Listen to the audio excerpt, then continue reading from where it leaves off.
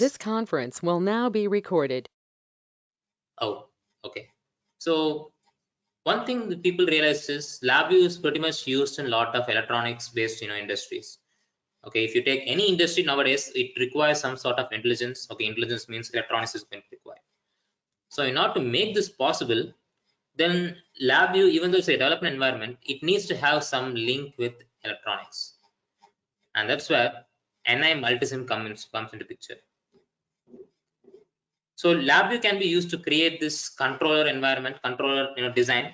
Okay, we can create complex sorts of control systems. Okay, this is going to implement either open loop, closed loop, whatever you think which is possible. Okay, so in order to control that plant, okay, here the plant is going to be the powertrain inverter. This is going to drive that motor. But that is just to convert it. Okay, how to generate signals, how to generate PWM, how to generate control signals to control that inverter. Then by converting the inverter, you're going to control the motor. But next is basically next we are going to focus on the actual components. Okay, so that cannot be done in LabVIEW. Rather, we do that using multisim, because in order to create circuit components, LabVIEW is not really a tool which should be used for a right tool should be used for a right purpose. So multisim is also fortunately NI. Okay, so LabVIEW is also fortunately NI. So you can use multisim to create complex circuit components, right? And you can use LabVIEW to create a controller, okay, an embedded controller, okay, which is going to control the circuit. Okay, this embedded controller should be responsible for both controlling the circuit, and also to implement closed loop system, we need to get back some data from the circuit, feedback. Okay, either for monitoring purpose or for control purpose. So in order to simulate the total system, okay, you need to be able to simulate both circuits as well as the controller design. So since LabVIEW is creator of both multisim and since NI is creator of both multisim and LabVIEW, in order to explore this opportunity, what they did was they created a handshaking between multisim and LabVIEW. Okay, so multisim LabVIEW co-simulation was created, which paved a way to create both the controller as well as the model. Alright, so multisim at the back end is going to just have mathematical model of every circuit to keep, and LabVIEW is going to give input to it and get response back from it. So instead of manually creating this mathematical model, multisim is going to be doing this graphically. So we do this power converter prototyping using multisim. Okay, so this is going to be at almost equivalent ideal circuit model of all the components.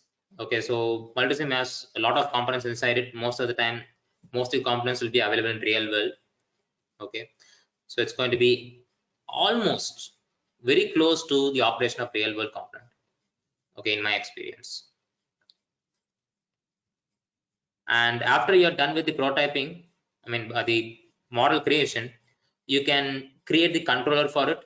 You can give the signal from LabVIEW to multisim, and multisim is going to react to that input which you gave, and it's going to give back the response to LabVIEW.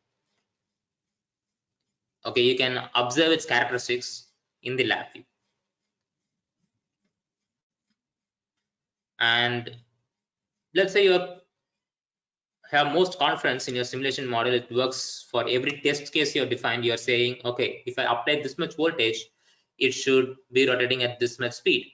Or by implementing closed loop system, okay, I say it should be 1500 rpm. Okay, it should be in 1500 rpm. You implement this using the simulation model, mathematical model, and it turns out to be working fine. Now you need to implement this in real world. Okay, let's say you have bought the model of the actual model of the motor. Okay, you have bought the MOSFETs, you have soldered it. Okay, so whatever you have simulated, you have created a PCB for it, and now you want to control, you want to give these signals. Okay, you want to give the gate pulses, so that's going to operate the same way what we expected.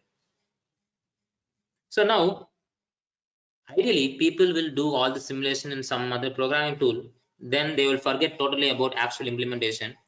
So what they do is they pass the algorithm on to other team, and the embedded team will typically create a program for it. That's how it used to be. But in order to, nowadays, time to market is a very critical factor. If you don't make a product within a stipulated time, there is a chance that someone is going to make it more faster than you and better than you, um, much more quicker. So time to market is a very critical factor, and not to reinvent the wheel again and again. Whatever test code you have written using, I mean simulation code you have written using LabVIEW, instead of giving it from the multisim LabVIEW to multisim, you can give the same inputs, okay, to a specialized hardware, embedded hardware, which is capable of generating and measuring inputs and outputs. Okay, and in order to program this, we don't need to again learn embedded C and all. LabVIEW itself is basically used for controlling and monitoring different types of hardwares. Okay, it could be included data auction hardware, embedded hardware, and whatnot, even third-party hardwares as well. Okay, you can utilize that, and you can control, you can connect these signals which is generated from this specialized hardware to your points in the inverter, and that's going to send this gate pulses to that particular location, and responses can be got by using some measurement unit and period measure inside your actual hardware again. And this real embedded system will be responsible for that. And that load could be anything. It could be a static load like UPS inverter. Okay, it could be a motor, a heavy duty motor, or it could be an electrical vehicle. Okay, ample amount of opportunities are there. But how do you proceed now? Okay, in order to proceed, first we need to understand that in order to create this prototype model, okay, in a computer simulator environment, we have something called multisim. Okay, multisim is a circuit design platform which is capable of creating a schematic of the circuit. It is capable of emulating this PSpice model, spice model of the circuit, a mathematical model basically. And also, after you're done with simulation, after you're confident with simulation, you can also proceed for creation of PCB, okay, PCB layers, so that once you're done with it, you can create a PCB and then print it at manufacturing scale or for R&D scale, whatever it is. But how does a multisim look like? The multisim is just a circuit design platform. It looks very similar to how you can work with OrCAD or Altium or whatever it is. Okay, and if you see the appearance of the same, it's going to look something similar to an OrCAD basically, but it has much more features which are very specific to you can say electronics and instrumentation purpose. Okay, so now let's see how multisim is going to look like. So I'm going to go to start. I'm going to type here multisim. Multisim 14.2 is what I have installed here, so I'm going to use that.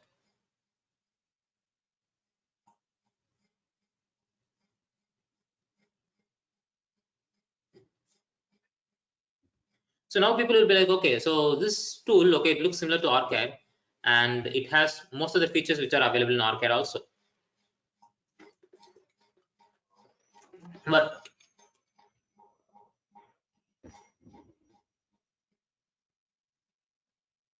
But now, if you see, what is the difference which you will observe for other tool?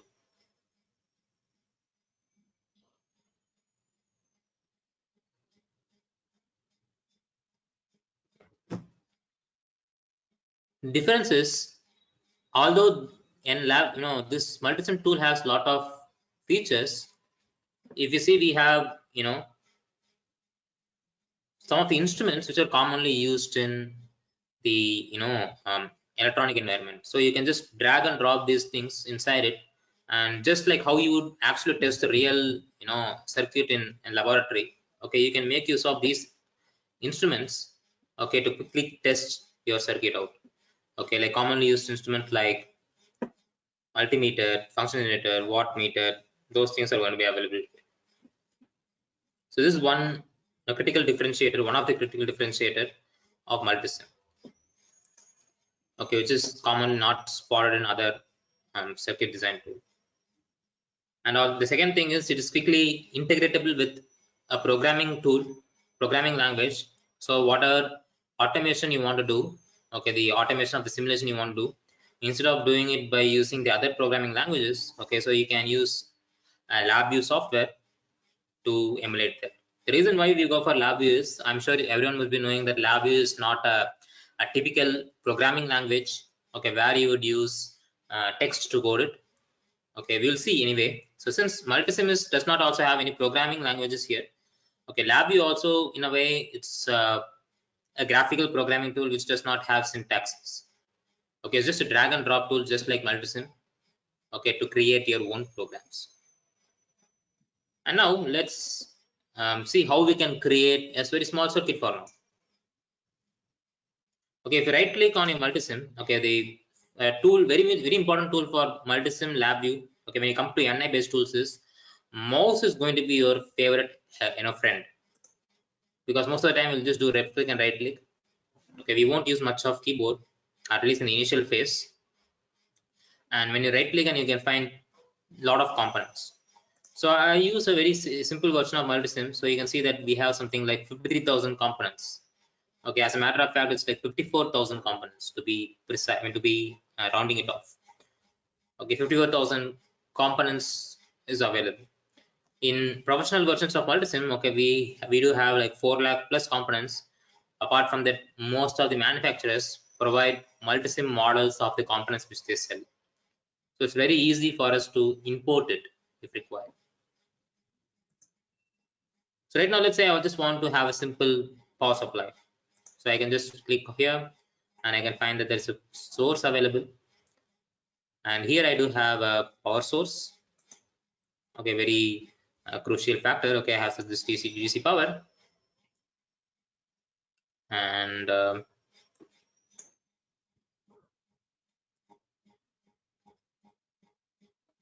okay, so how do I move this? Yeah, okay. Yeah, okay, yeah. So here I have this DC power. Okay, I'll just click on this, set this DC power. Here I can see that symbol is also very similar to how you draw, how people, people draw schematics. Okay, so the transition from manual to computer based tools is also not really hard. Okay, this is how we draw in our paper also. So the same thing is here. So we can click on the OK button and we will get an option to place it in your environment. Okay, this is like a virtual breadboard, you can say. Okay, so for prototyping. So power source, once you get a hold of power source, next is ultimate goal is going to be your uh, next is going to be some component. Okay, that component is going to be, let's say, the basic components you require. So you have tons and tons of components available, so it's easy for us to search. Okay, so you have all these components grouped together.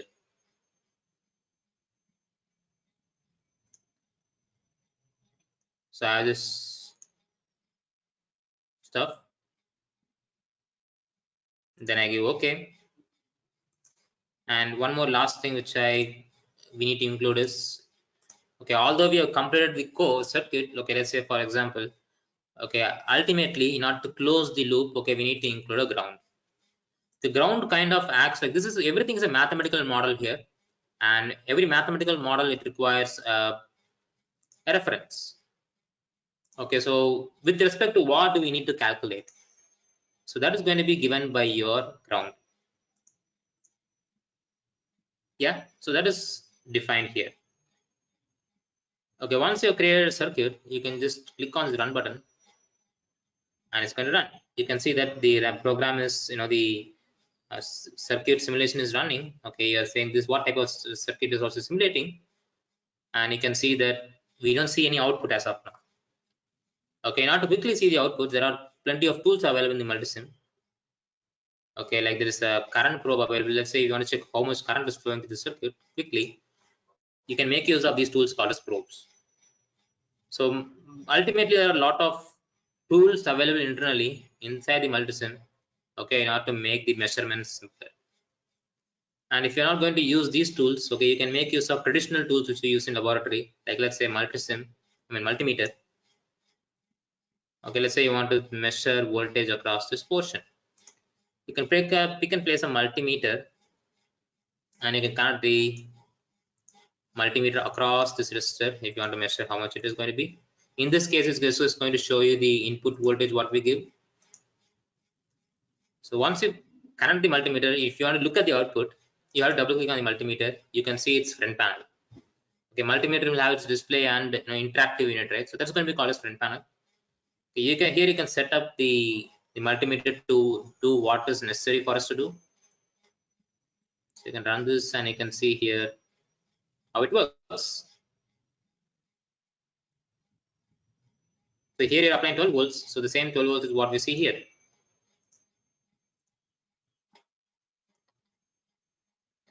And that's it.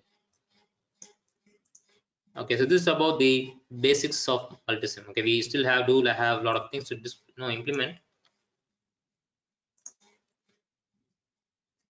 So a lot of other things also can be implemented. Okay, so apart from these circuits, okay, there are a lot of other components available. Okay, and the whole professional way of building also you can do. Okay, if you follow the tips and best practices, okay, you can build anything which you would like to build. And of course, when it comes to power electronics, prototyping, there are some rules available. There's some components available. So this is an example of an inverter, okay, built using multisim. Okay, so here they are doing a lot of things inside.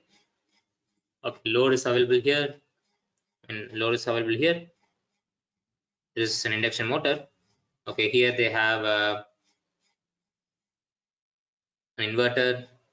Okay, here they have a LC output filter in order to filter the effects of inverter. Okay, SPWM generator. Okay, all these things are going to be available as a component inside the multisim. How to control it? Okay, so we need to commute the switches, right? So multisim does not have anything inbuilt as yet. So in that case, we need to go for LabVIEW. So as I've already mentioned, that LabVIEW is a graphical programming tool. Okay, where we just drag and drop what is necessary for us. Okay, without any requirement for text-based code. Okay, so if you see here, we won't see much of text here, apart from some comments in the program. Okay, but apart from that, everything looks like a block or like wires. So wires go from left and right, traditionally inside LabVIEW. So that's how we program using LabVIEW. Okay, that is going to be wiring.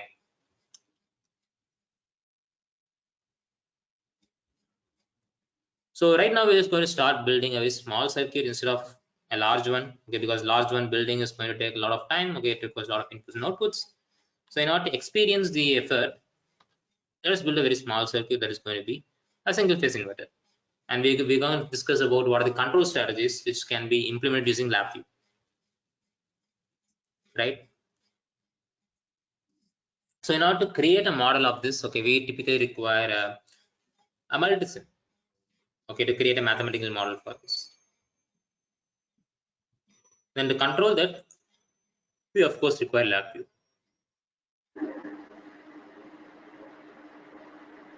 Yes, I think someone asked a question. Any question? I think someone has unmuted.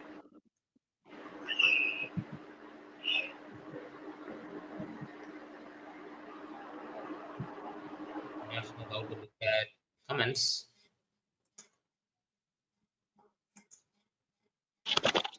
All the participants, please mute yourself. Yeah. So if you have questions, please do let me know, of course.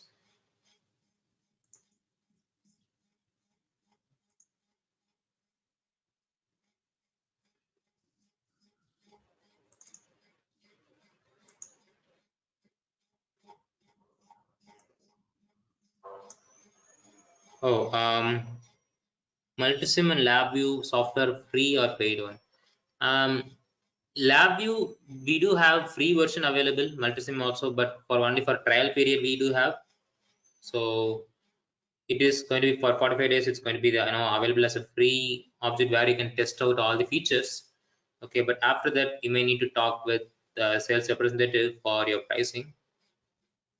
So yeah, it's not free. to be honest. It's a proprietary tool used in several industries, okay, to quickly implement their prototype and implement for testing and development purpose. So yeah.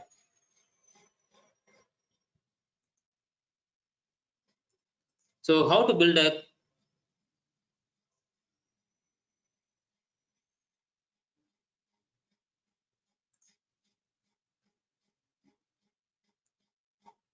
so yeah, that's a good question. Where do we have it?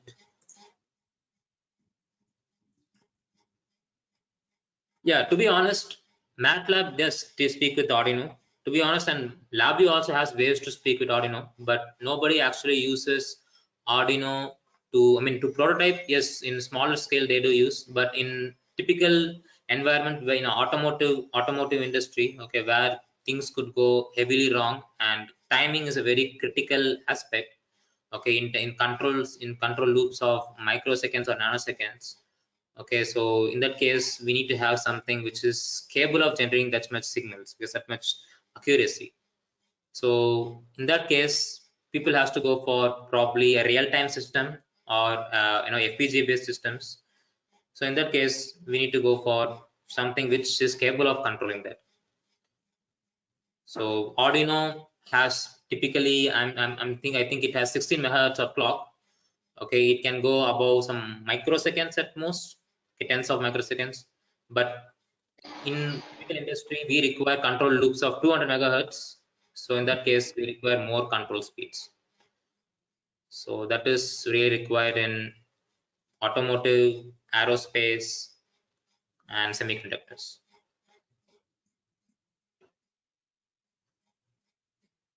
So yeah,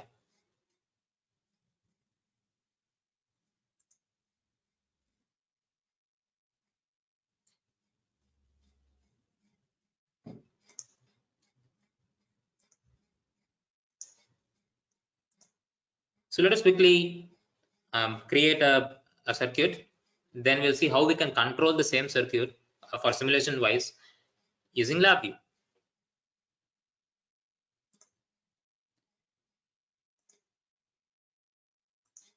So let's just build a small circuit. Okay, so I need an inverter, okay, single phase inverter, okay, which requires 4 switches, okay, which is going to be MOSFET. And for that, in order to power it with DC power, okay, we're going to have a battery. Then at the end, we're going to have a load. Okay, right now, typically, we're going to use a resistive load. So let me just see. So in order to place component in multisim, okay, I just right click, I go here, and here I have something like several components are available, out of which if you see multisim as a whole, it has 54,000 components, okay, which is very impossible to navigate through all of them. Okay, but here if you see, I can also filter out, okay, certain components which I require. Let's say I require a power supply, okay, I can just go to power sources, and here I have a DC power, so I pick and place it. Then next I require some switches, okay, which could be, this is basically a power on switch, okay, which could be found at, I believe it's going to be found at transistors.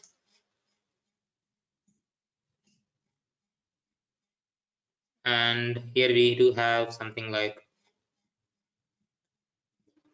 yeah, here we have a lot of components again.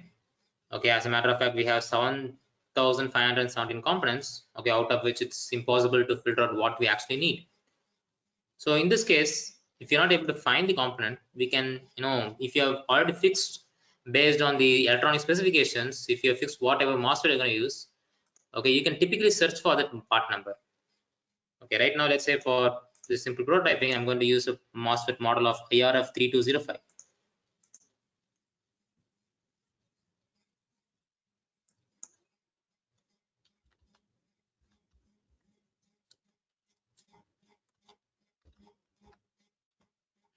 So you can click here and you can find it in the search bar. So once you search it, okay, it's going to streamline it to something which is going to be an actual component. And you can ultimately you can also see what are the options available and what is the specifications of that particular circuit. Okay, so if you see it has 55 volts and 110 ampere syncable MOSFET. Okay, I need 4 of those, so I'll click on here, and the moment I place it, again this window is going to open, which means I can place multiple.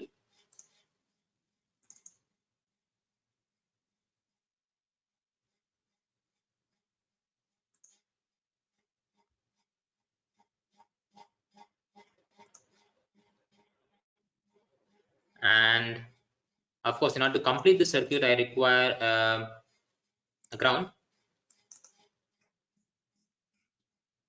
Then I require a basic, load. In this case, I'm just going to go for 100 ohm resistor.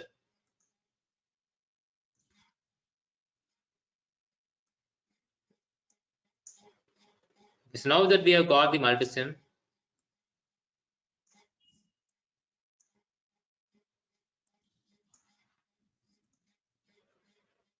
I'll just bring it to the below.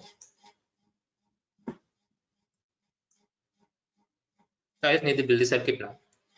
Okay, so first power source to this point, then this needs to form a totem pole.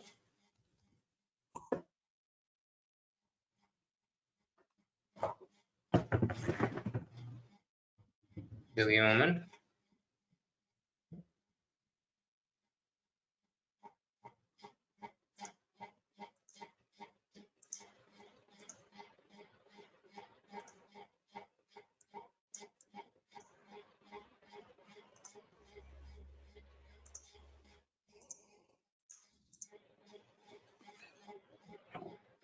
So the circuit is built.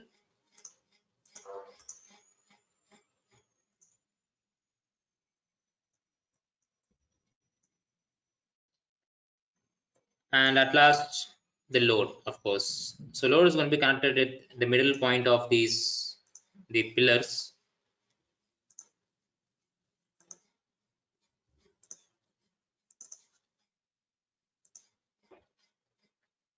Okay, something like this. So it's first cycle. Okay, this and this is going to be on. So if you see the current through the load is going to flow from here, here, and here.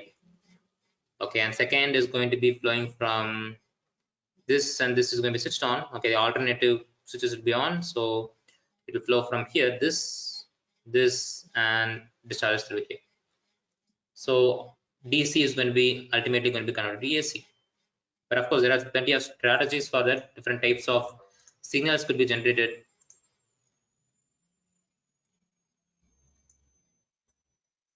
And to give a reference to the simulation model, we obviously require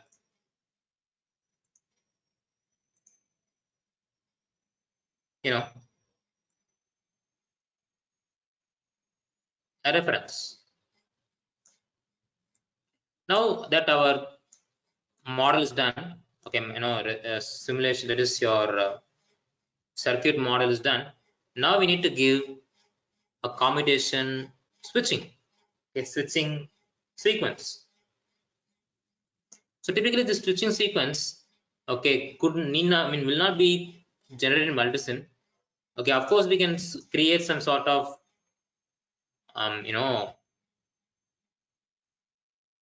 we can use some sort of clock generators to generate that signal.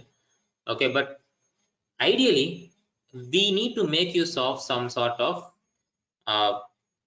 development environment, okay, to create our own custom signals.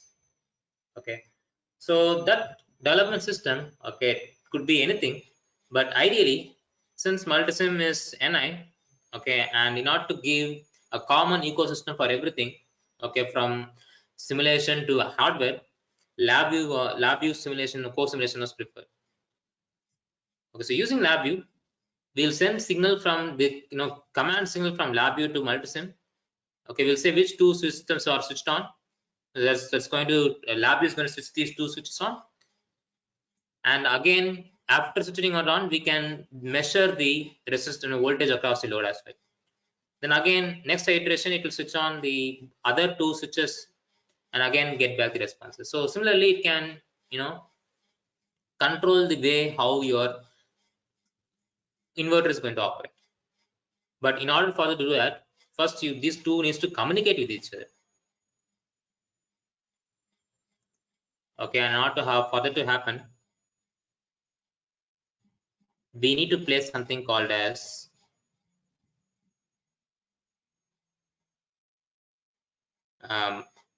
in order for that make connection to happen, we need to have something called connector terminals.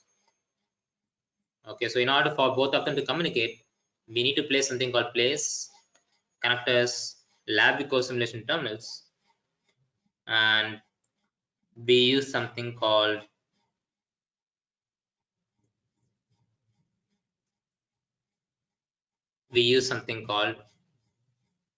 voltage input.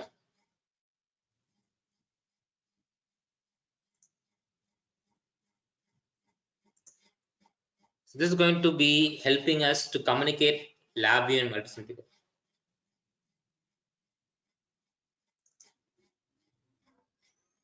So I can name this as switch 1.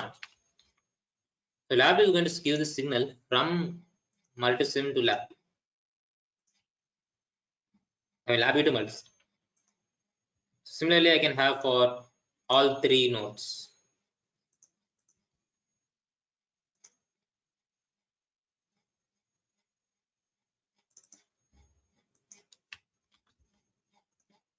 I can double click and I can change to whatever requires.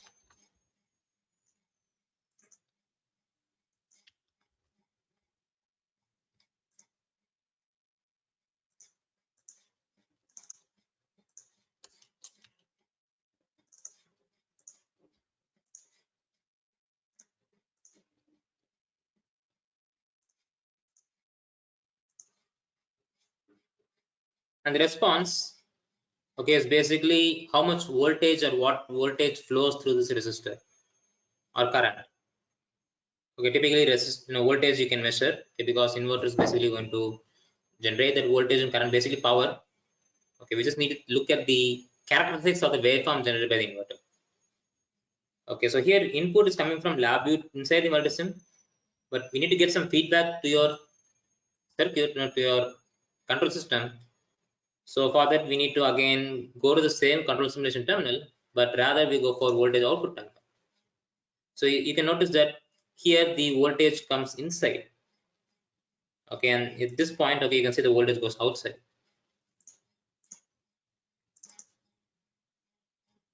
So you can name this as out1. But unfortunately, the output of the inverter is not with respect to ground. Okay, it's a floating point measurement which is made here.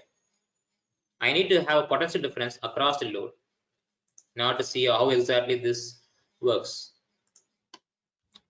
So instead of measuring the potential, normally this, if you have only one, okay, it's going to measure with respect to ground.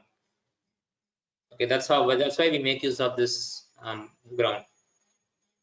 But I can make a measurement of at this point and this point, and basically I'll just subtract this voltage and this voltage, with which I'll get potential difference. And potential difference is what I really require.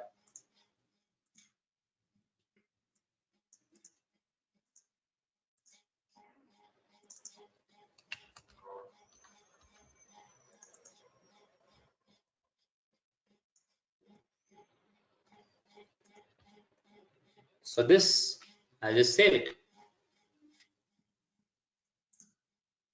I'll save it as a powertrain model, for instance.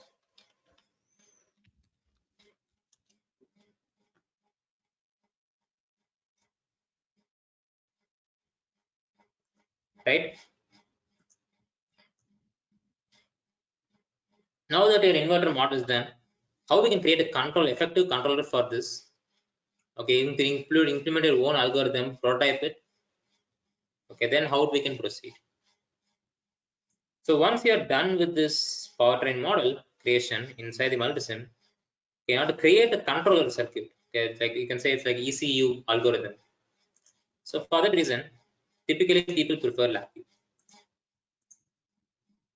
Okay, why LabVIEW? So once this is done, in order to control this circuit or control this control algorithm, okay, we need to build a circuit. So this is going to be created in LabVIEW, and this is how a LabVIEW program looks like. Again, this is another example where if you see there is no, text here, okay, apart from the comments available, of course, okay, but zero text-based coding is involved, meaning engineers and scientists who are focused more on their, uh, domain rather than the tool. Okay, they can focus more on their, problem rather than treating the tool as a problem. Of course, obviously, you can use C, C++, Java also to do all these things, but ultimately, the better way and the quickest way is what really matters anywhere.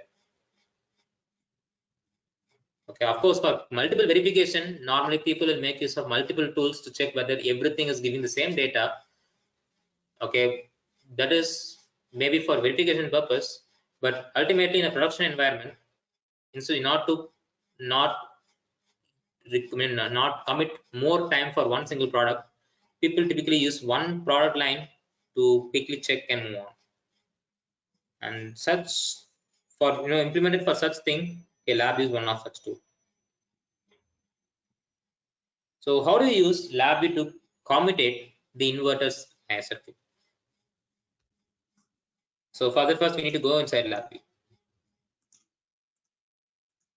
So this is how a lab program will typically look like.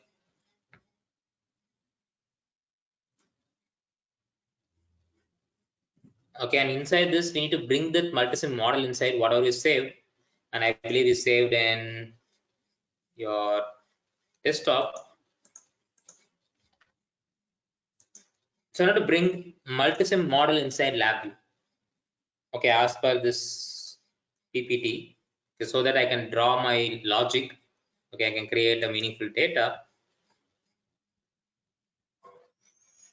But before that, how can we control the motor, inverter? What are the other ways which are available? Two tools is required. One is multisim to create an actual model. Then the control strategies, how we can generate signals and control the motor. So three available strategies. Okay, there could be more, right? So the three more strategies is, okay, first thing is square wave, just plain square wave. Yes, Sir, anyone? excuse me, sir. Yes, yes. Sir, your PPT is not moving, sir. Sorry. Your PPT is staying only lab view, sir. It is stuck in. Okay, sir. Now it is Okay. visible, sir. Next, sir. Okay, maybe some issue. I'm not sure. So now people are able to see that control strategies is shown. I hope so. Okay, so three control strategies, either square wave, modified square wave, sine wave, okay, and SPW. So let's start with, without changing anything to the circuit, without changing anything to the actual multisim model, how we can utilize the software to implement various types of control strategies. So first one is plain old square wave. How can we generate square wave? How can we control it such that the commutation is going to take place such that it's going to generate a square wave. Inverter is going to generate a square wave. For that, first thing what we need to do is we need to bring the multisim model inside LabVIEW. So for starters, LabVIEW is a graphical programming tool where we can program everything with respect to graphical programming language. Okay, so in order to explain very briefly, inputs and outputs and programming, everything is in graphical blocks. Okay, in order to get inputs and outputs, LabVIEW program has two windows. One window is called as front panel. Everything will be with respect to instrumentation terminology. Okay, but only like 30 years or 40 years ago, LabVIEW was specifically used for instrumentation purpose, but nowadays things have gone much vertical. Okay, you cannot say that LabVIEW is only used in instrumentation purpose, even though LabVIEW's full form stands for Laboratory Virtual Instrumentation Engineering Workbench. Okay, it is used in wide variety of fields. Okay, starting from um, you know, um, semiconductors, automotive, aerospace, where a specific requirement of instrumentation is there. And not only is it used for instrumentation, it is used for automation, monitoring, remote monitoring, and nowadays it's being used for IoT. Okay, even the data from those systems are also used for data is collected by using LabVIEW and stuff, and we can also implement machine learning, deep learning using LabVIEW as well. Okay, it's just basically another tool which helps us to solve problems.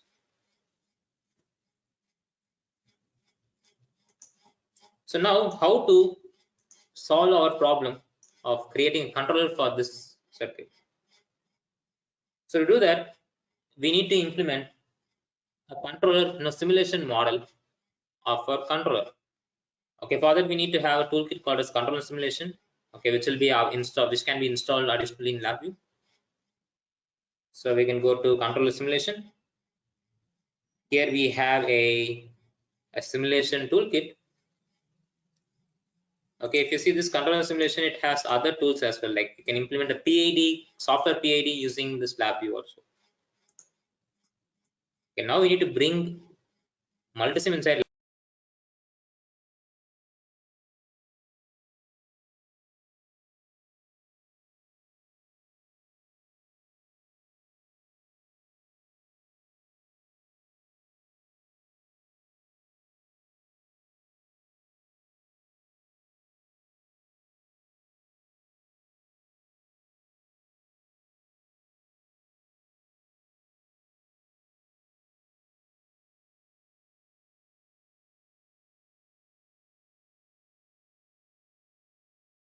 Hello, I hope everyone can hear me properly. Yes, sir. Audible, sir. Yes, so it's getting connected, disconnected, so that's why I want to check. Okay, fine. So now inside this, I can basically, you can see, I can make use of the internally available models, which is not much. So I can just go to external model, and here in the external model, you can see that since multisim is another tool, I need to bring data from external world apart from outside LabVIEW. So I have to use a certain, block. So this block is going to help me do that, and I have to use this multisim block. So and click and place it. It's going to ask me which multisim model you want to do. You can create any number of multisim models and you can bring it inside lab. Okay, now but I have to search for that model where I have created. I browse and I remember creating it in desktop, and here I have this powertrain model which I can use. I browse, I select that model and I give OK. And now you can see inputs and outputs with respect to that model. So here you need to apply the voltage, whatever voltage you apply on top of that, a gate of that circuit, power running circuit. So once you apply that voltage by passing some numeric value to that, your multisim is going to respond to whatever voltage you apply. Okay, and based on the response, you're going to get some output voltage across it.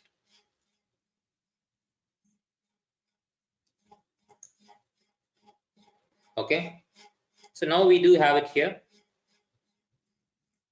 but in order to generate the signal, right? So we need to create a reference. Based on that, we can do the commutation. So how do we do that? So in order to create a square wave, first we need to have a reference of the square wave.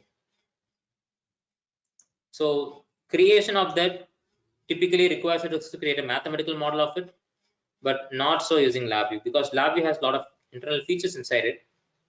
Okay, inside the simulation itself. Okay, so here you can see that it's something called a total thing called a signal generation available. And there I have something called signal generator, which will gladly make use of.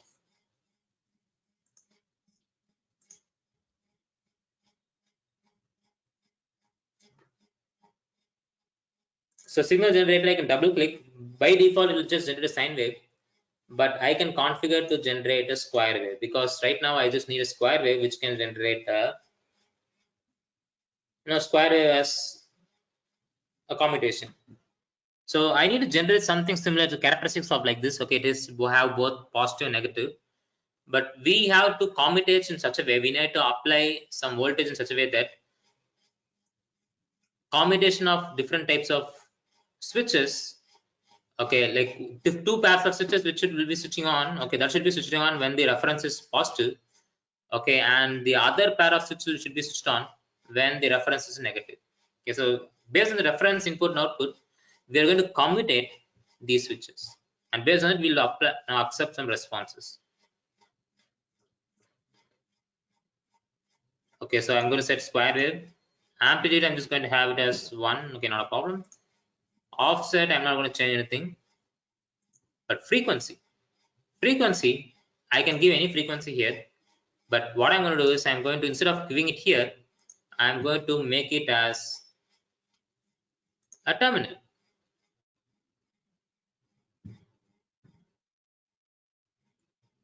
When I give it as terminal, I can give it as input in my LabVIEW program.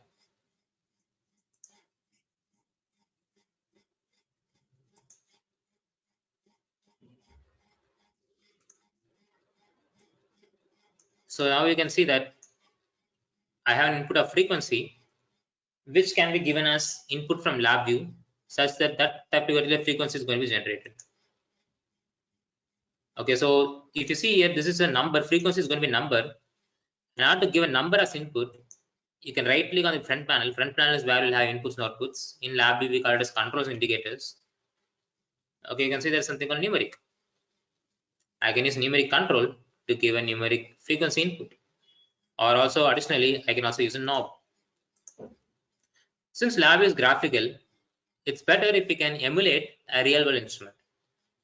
So this real world instrument is something similar to how the knobs will work in a frequency generator, function generator. So we're basically bringing in a real instrument control inside the computer.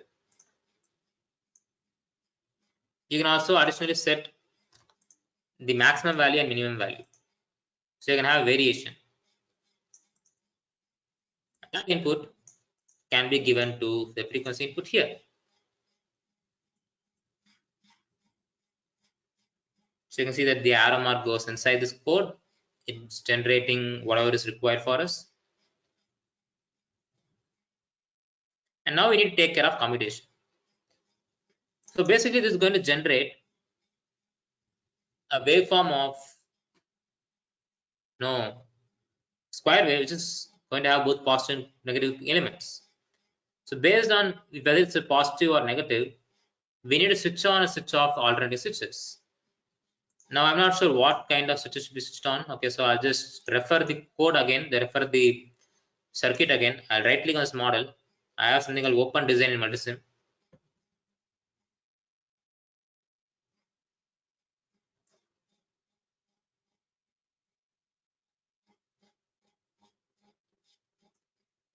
So if you see, when the voltage is positive, okay, I'm measuring with respect to this. So when the voltage is possible, S1 and S4 should be switched on. Okay, when the reference is in positive, the reference is in positive in the sense I need to make use of some comparison. Okay, and of course LabVIEW does not require much programming. Okay, if you see there are right now we have placed a frequency input. To process anything in LabVIEW also we have some numeric functions specifically used for processing number values.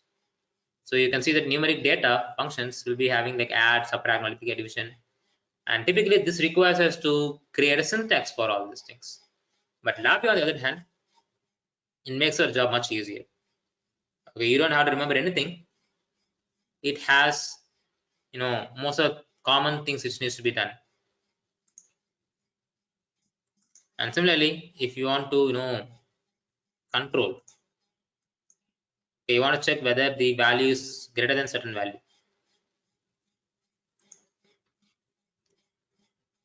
So right now, if this is positive, okay, I need to switch on S1 and S4. So for that, I just check whether the value is greater than 0.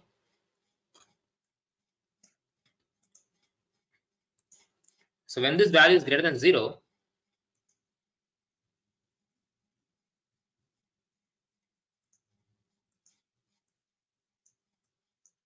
okay, instead of using this function, I have a separate function called greater than 0, which I can use. So when it's greater than 0, S1 and S4 should be switched on. When it is not greater than 0, S1 and S4 should be switched off. So here decision making happens in the picture. And lab you also have decision making available. So if you see there is something called select switch available, okay, which is typically used for decision making. When it's greater than 0, when this value is greater than 0, you can basically, create inputs like what voltage should be passed when the value is greater than 0 and what voltage should be passed when the value is less than 0. So when this is greater than 0, you pass the true value. Okay, true value is on top, false value is on the bottom. So S1 and S4, in order for them to switch on, we need to apply particular voltage to, since MOSFET is voltage control device. And what voltage that might be? Okay, so IR of 3205 tells us it should be greater than 10 volts. Okay, which needs to be applied. So we'll just apply it here. And greater than 0, we apply 10 volts. If not, it should be 0. So this is what I pass between them. And when it is not greater than 0,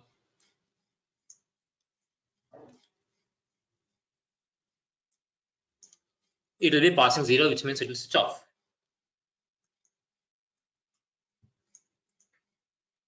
And similarly, I need to have one more checking. Okay, so the other pair of S2 and S3 should be switched on when the value of reference is less than 0, that is negative. Okay, negative means less than 0.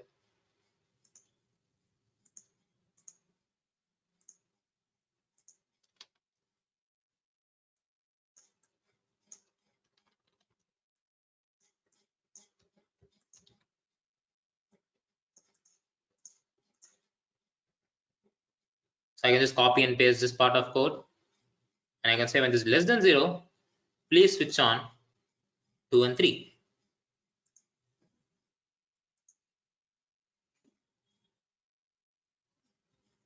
So only thing we have to do is we have to generate a reference to consider. And I have to check the output. We already told that we need to measure across this resistor. So to do that, I need to subtract 1 and 2, which I can do by going to numeric, subtract out1 minus out2,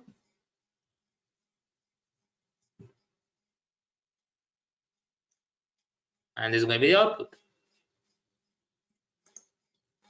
And lab view, not only input can be visualized, okay, even outputs can be visualized. If you go to control,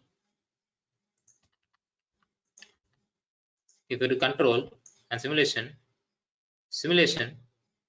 graph utilities, okay, we have something called simulation time waveform, which enables you to plot the data of whatever you see.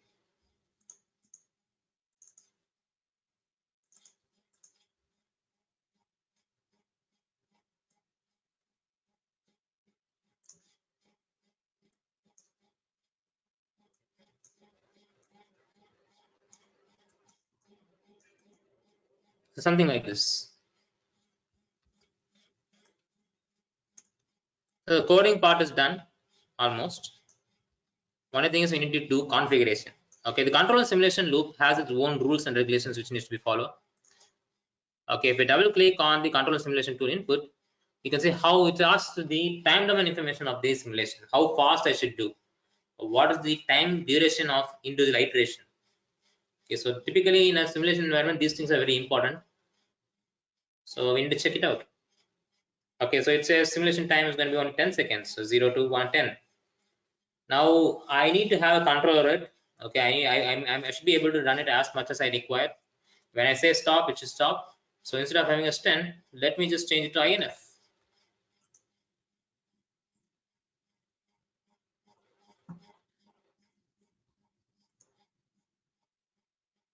Discrete time by default it says 0.1.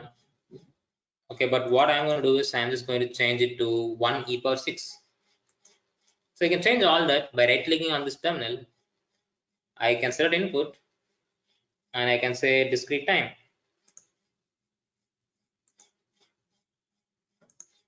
I'll say 1 e power 6 minus 6. So this is the time of each and every iteration, time duration.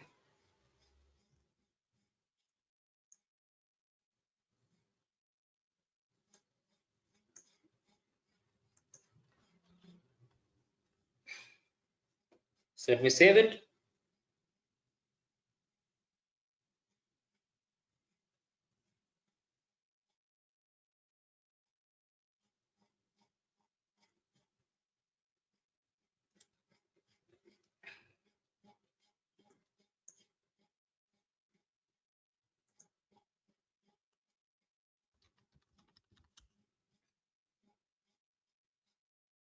And now, moment of truth. Let's try running this program.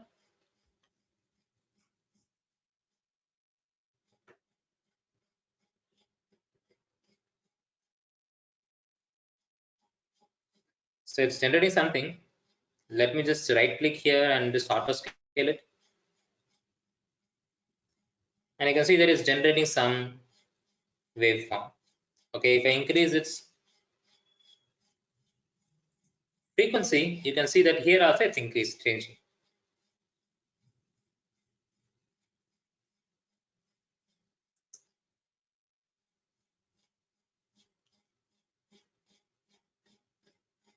So this is how we build things using LabVIEW.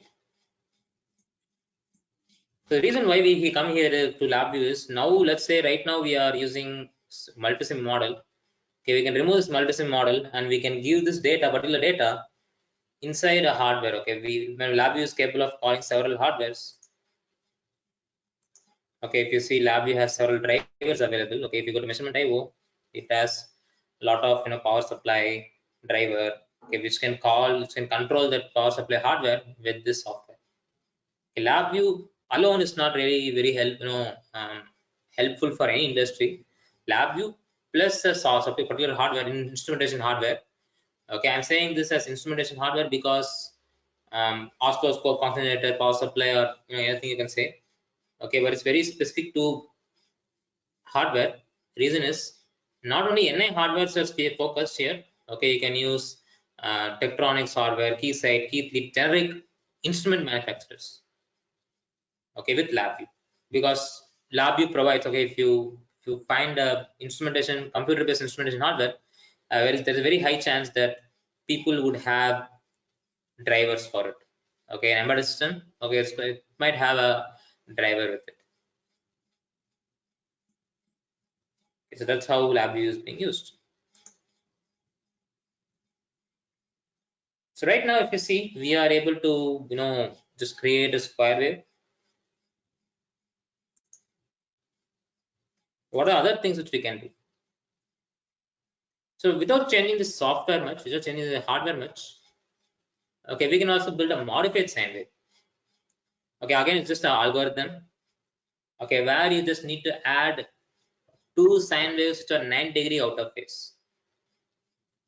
When with the two square waves which are 90 degrees out of phase, if you just add them together and send it as a reference signal, it's basically going to create this modified sine wave. It's going to be like step sine wave.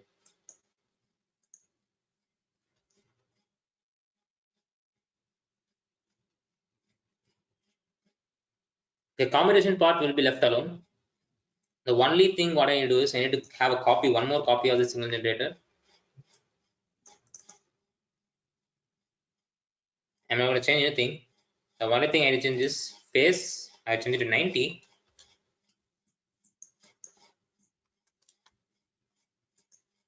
I don't change the frequency as well.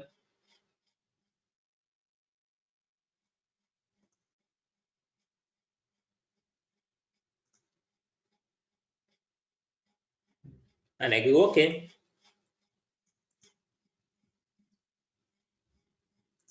And I connect it.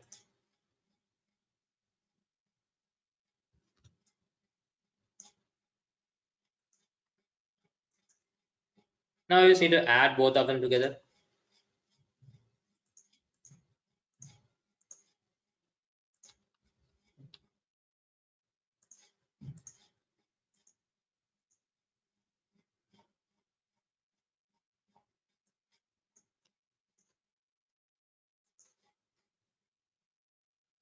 Okay, just two sine waves 190 degree out of phase.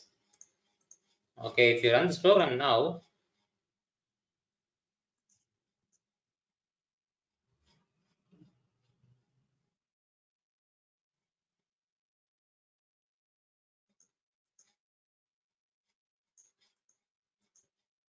so you can see that it's going to create a step sine wave, something like that. And if I change the frequency, it's going to generate as per the frequency setting which you set up. And if you apply a appropriate filter for this, it's going to filter it out to not exactly an actual sine wave, okay, but it's going to come something like distorted sine wave.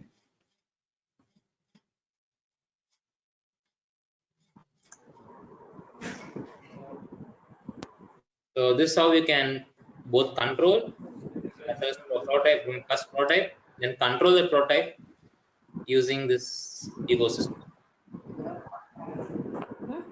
Now next.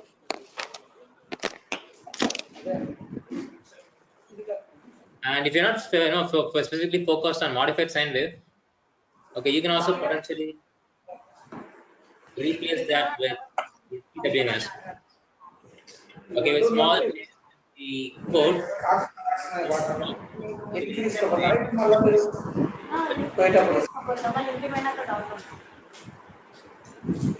please. If you have any questions, చాలా please do వరకు ask. Bottle తెచ్చుకొని పర్వాలేదు.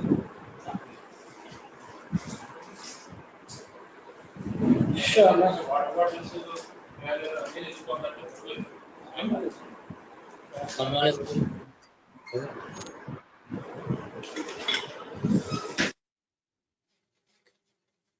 Thank you.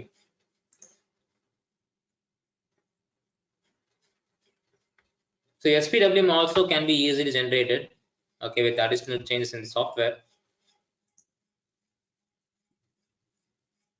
Okay, so for SPWM generation, okay, your reference will not be square, okay, rather it will be sine. Okay, I'm not going to generate, and not going to create the program for that from scratch. I would rather show the code so that it's going to not consume that much time.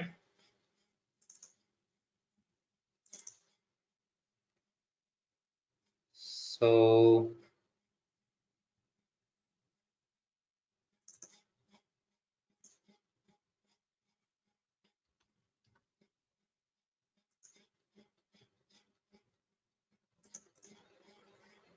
yeah, so instead of showing a single phase inverter, okay, I would like to show you a three-phase inverter. So if you modify this, you can basically make it into three-phase inverter. But what I would like to show you is how three-phase inverters are made, and potentially next let's discuss how implementation was done. Okay, so if you see here, I have this example, some core simulation, and here you can see that three-phase back-to-back inverter with even motor controllers also available. Okay, I'll just go for three-phase inverter, and if you see, this is the multisim model of the three-phase inverter, okay, for which the multisim core simulation has been initiated.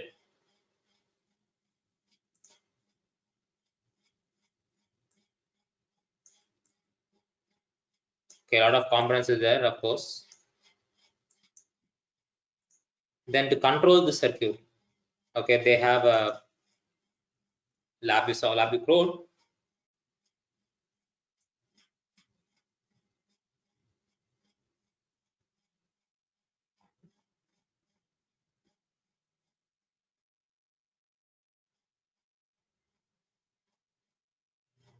There's no change between 50 Hz and 60 Hz as such. Okay, only set point, frequency is going to change.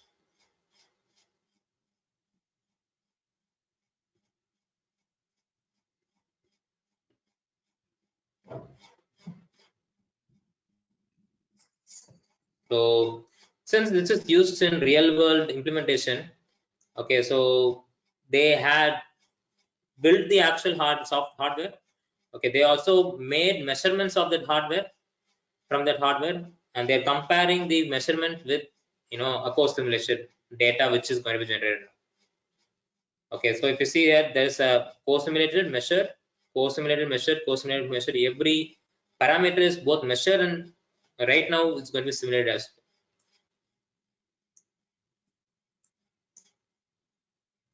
well. And additionally, since lab is graphical, they're also building a you can say a graphical implementation of that system. Okay, which switches on off, those things can be implemented here, so that you can very in a better way you can observe what is happening. So I'll just run this code.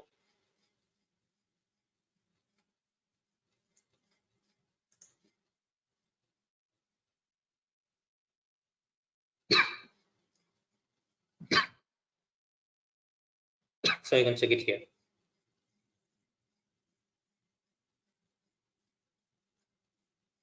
So it's going to be voltage, and this is going to be the actual voltage generation. So it takes some time to settle down.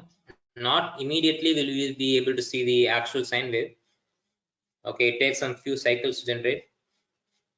So DC link, there is the DC voltage is settled down properly. Okay, here you can see the simulated data as well as measured data. This is current waveform, and this is the voltage waveform. So there are, of course, there are some differences. Okay, you have grid voltage as well. Okay, I'm disabling the grid voltage.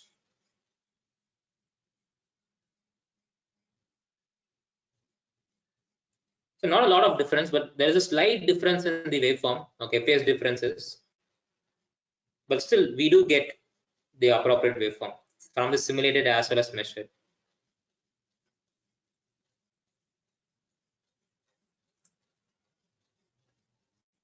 Okay, and here below you can see the graphical,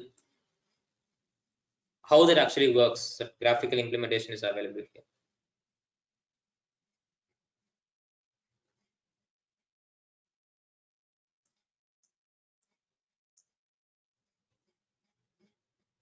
Right. Of course, since this is used in real world, there are some lot of minor changes involved. Considering a lot of real world parameters. Okay, the code will not look very ideal. Okay, so here they do a lot of things like measurement of voltage, current. Okay, then they implement this a control system using this PID, and also if I'm switching on and switching off MOSFET in order to prevent direct short. Okay, they also employ something called dead time. Okay, so there's a chance that the one pair of MOSFET, the one straight pair of MOSFET could both be switched on. Okay, in order to prevent both of them should be switched on due to capacitances. Okay, we have to implement dead time. That can be implemented in software ways.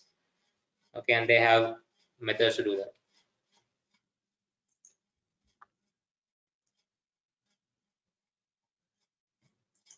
Okay, if you stop, it's going to stop.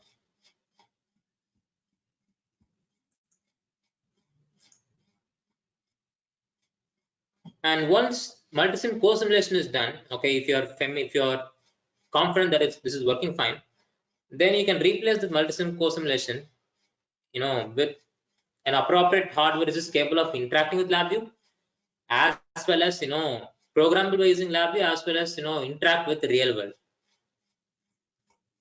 So there are several solutions for AC to DC, DC to AC, DC to DC available inside the NI. Okay, which can be used for controlling the transformer, okay, motor, generator, whatever it is. So one such tool is first LabVIEW as software, because right now we see how LabVIEW can be used for both simulation and implementation. And in order to complete this implementation, hardware implementation part, which can be used to supply gate voltages for inverters. So one such tool which is used for rapid prototyping is compact Rio platform. Okay, and compact Rio platform cannot easily switch on and switch off a MOSFET. Okay, it does not have proper drivers. Okay, so for that we have something called compact Rio general purpose inverter controller. Okay, it's going to be available. So combining all these three things, we can create whatever inverter prototyping which we want to do easily. So one such thing which we have implemented for our one of the project requirement, okay, now to model the inverter. So you can see that first simulation was done, SPWM simulation. Then for compact Rio programming, okay, we had to slightly change code, not much. Okay, using LabVIEW, even though compact Rio actually requires us to program FPGA. Okay, compact Rio is a FPGA program.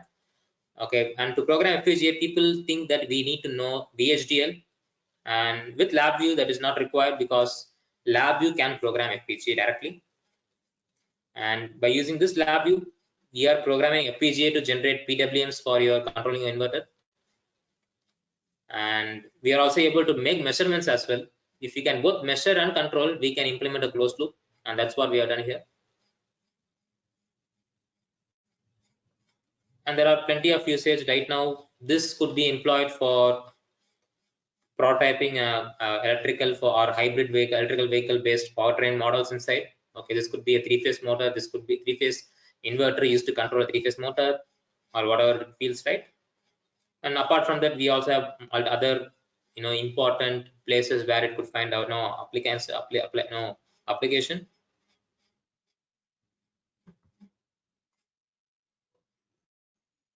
So which company has used it?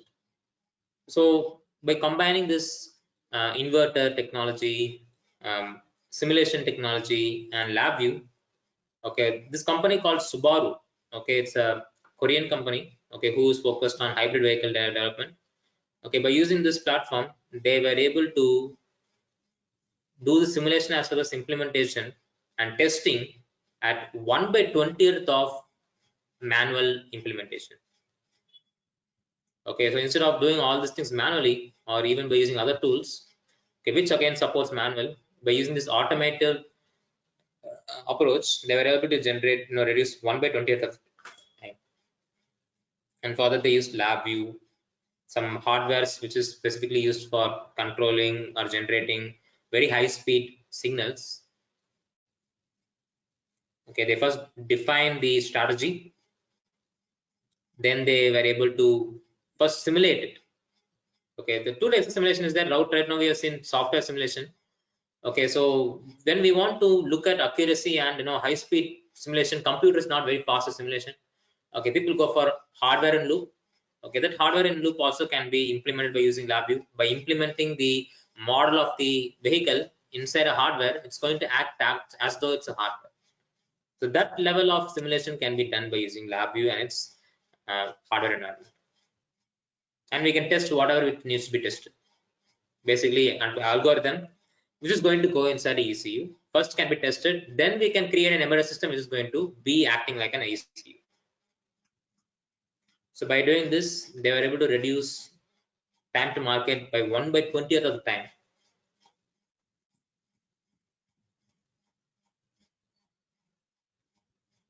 So I think already time is up.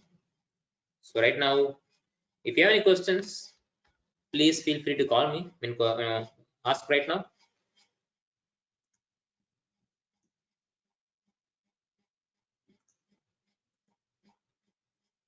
I'll just see the chat box for any questions.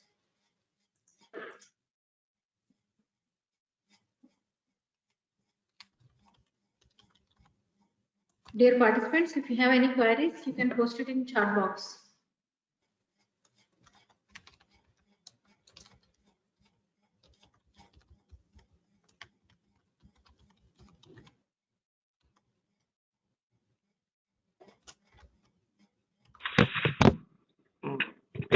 Sir, I have one small doubt.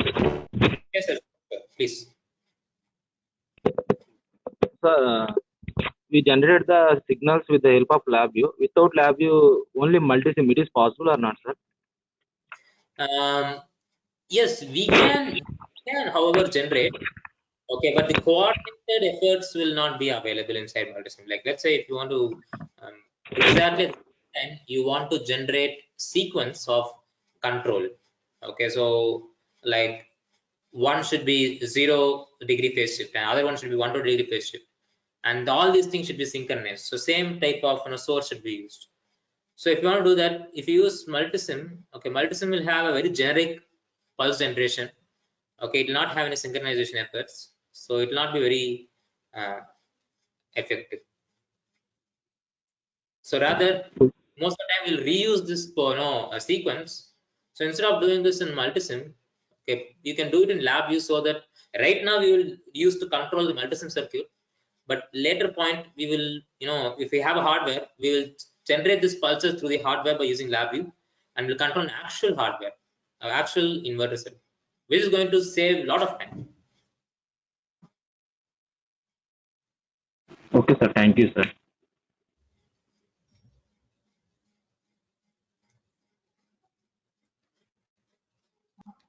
Sir, in chat box, we have some more queries. Can we have FPGA model LabVIEW file for different? So actually, like, we don't have any exact FPGA model file. It needs to be created. Okay, so we don't have anything exactly. Okay. If you have anything in mind, please contact me so that I'll try to help. And can we implement AI-based algorithms in the software? Yes, sir. We have a toolkit called as Engine Deep Learning Toolkit, which is going to Deep Learning Toolkit, or if you're going to focus on deep learning, okay. Or we have several machine learning based toolkits available in LabVIEW. Two, in fact, different types of toolkits. Okay, so one thing called Analytics and Machine Learning Toolkit, and we have something called Machine Learning Toolkit, using which we can implement it. Okay, so there are AI-based using this we can implement AI-based algorithm, AI-based applications specifically implemented for electronics and controllers or something like that. But of course, there are some limitations, like if you know what you're doing, you can also implement a chat box, but chat box and chat bot is not really an application of LabVIEW. So that is basically a computer application which can be done using LabVIEW. Okay, but mostly here it will be with respect to voltage, current, sensor data, something like that. But yes, to answer your question, AI-based algorithms could be done.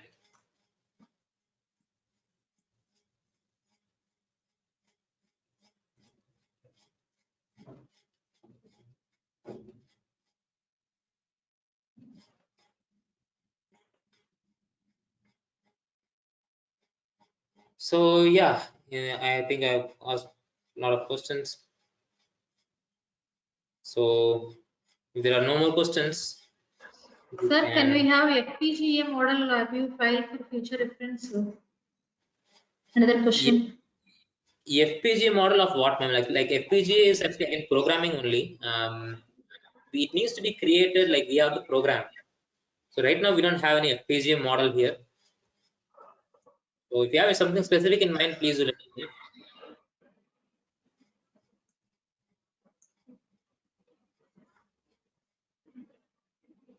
There is a toolkit called as FPGA through LabVIEW FPGA, through which we can program an FPGA. But right now, since this is pandemic, I don't have an FPGA hardware also.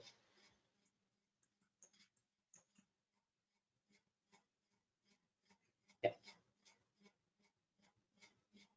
So in that case, I will conclude the session. If no one has any questions, I'll stop sharing the screen.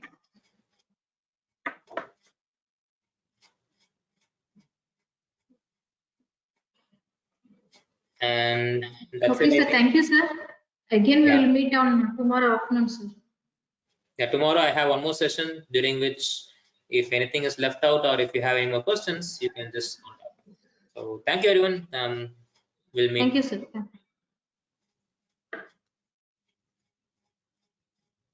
Dear participants, again, tomorrow we will meet at 10 o'clock. Thank you everyone. Feedback links are available in chat box and WhatsApp also. And PPTs will be posted in WhatsApp whenever resource persons are communicated with us. Thank you.